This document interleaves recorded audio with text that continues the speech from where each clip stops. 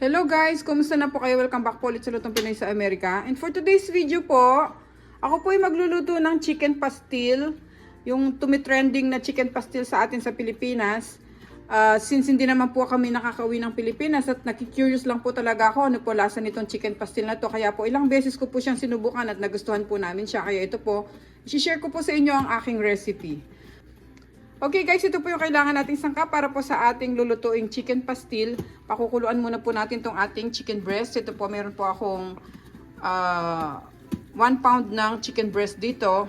Maglalagay po tayo ng tubig, salt, black ground pepper. At lalagyan po natin ng luya para po hindi malansa yung ating manok na gagawing chicken pastil.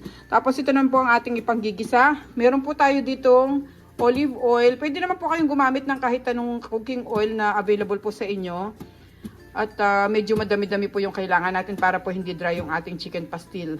Tapos maglalagay po tayo ng bawang, sibuyas, bay leaves. Meron po tayo ditong atsuete, oyster sauce, soy sauce. Maglagay tayo ng konting vinegar, yung ating turmeric powder, yung siling labuyo na pangpaanghang sa ating chicken pastil, black ground pepper, at yung pong ating brown sugar para po pampabalance sa kanyang alat. Okay guys, pakicheck nyo lang po sa description below lahat po naman kailangan nating sangkap. Isusulat ko po lahat doon. At sa mga bago pong bisita dito sa aming channel, sana po mag-subscribe kayo sa Lutong Pinoy sa Amerika. Umpisa na po natin ang ating pagluluto ng ating chicken pastil. Painit po tayo ng pot, lagyan natin siya ng tubig.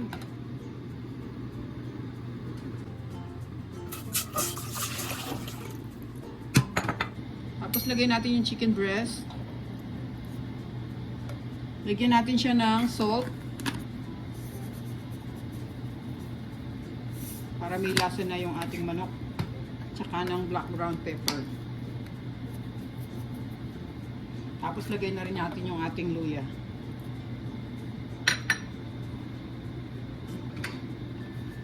Mix lang natin ng konti. Hintayin nating maluto yung ating manok. Takpan natin siya. Nagsasaing na rin ako guys para bago yung ilalagay nating kanin sa ating chicken pastil. At naglalaga rin ako ng itlog dito sa aking egg cooker para ipang toppings natin sa ating chicken pastil. So ngayon guys, buksan muna natin tapos baligtarin natin yung ating chicken breast para maluto rin yung kabila niya at magpantay ang kulay niya hanggang sa loob.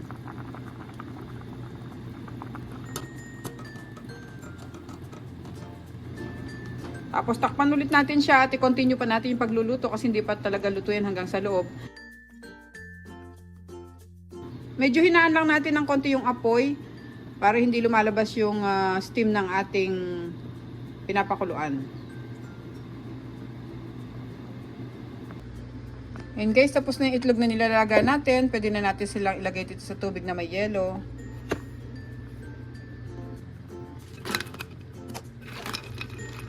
Tapos check natin yung chicken kung okay na siya.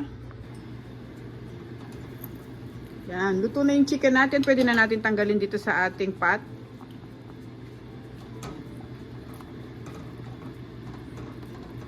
Palalamigin muna natin to guys bago natin siya shred. Para hindi tayo mahirapan. Lagay ko muna siya dito sa plate.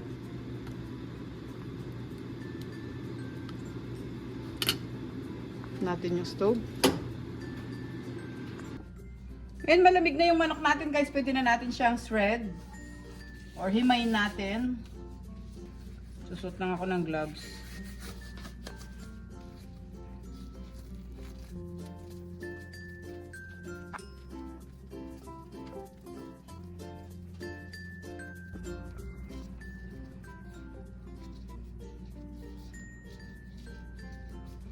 Ngayon guys, nahimay na natin tong ating chicken. Ayan, wala na siyang buo-buo.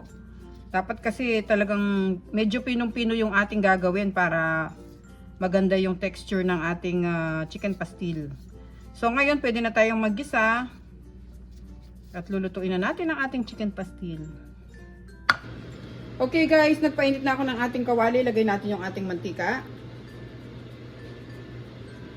Bali half cup tong olive oil na nilagay ko sa 1 pound na chicken breast.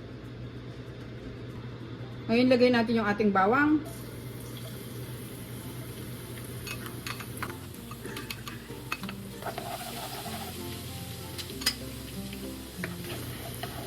Sunod natin yung ating sibuyas.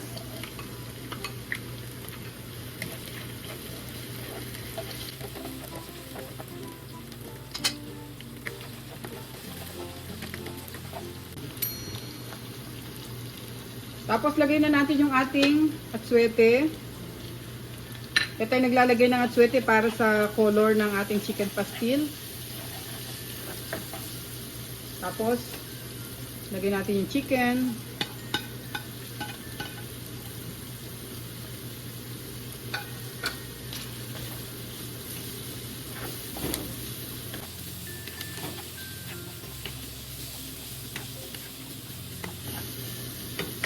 Timplahan na natin siya ng ating paminta.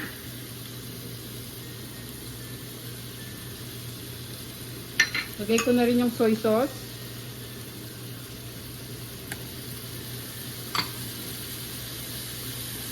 Ang ating oyster sauce.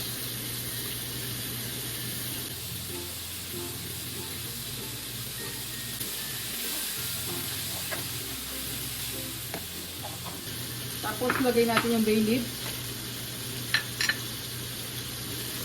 Halu-haluin muna natin.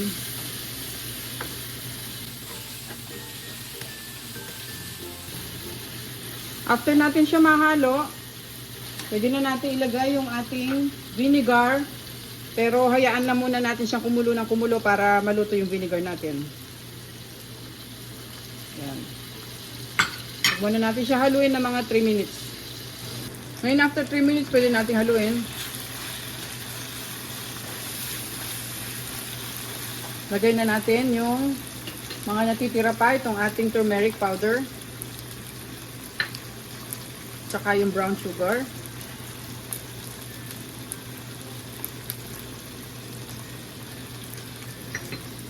Mix muna natin.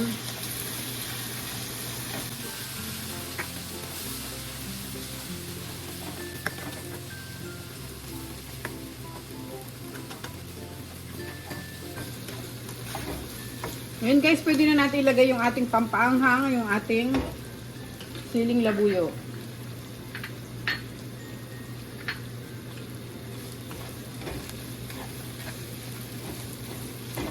Pabayaan pa natin siya dito sa kawali hanggang medyo maluto pa ng konti yung manok natin.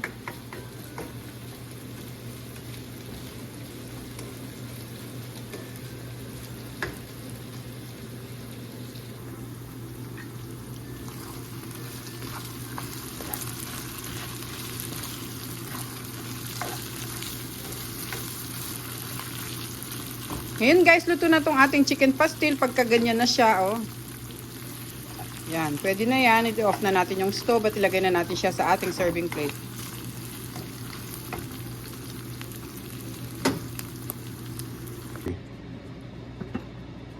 Kuha tayo nitong kanin natin.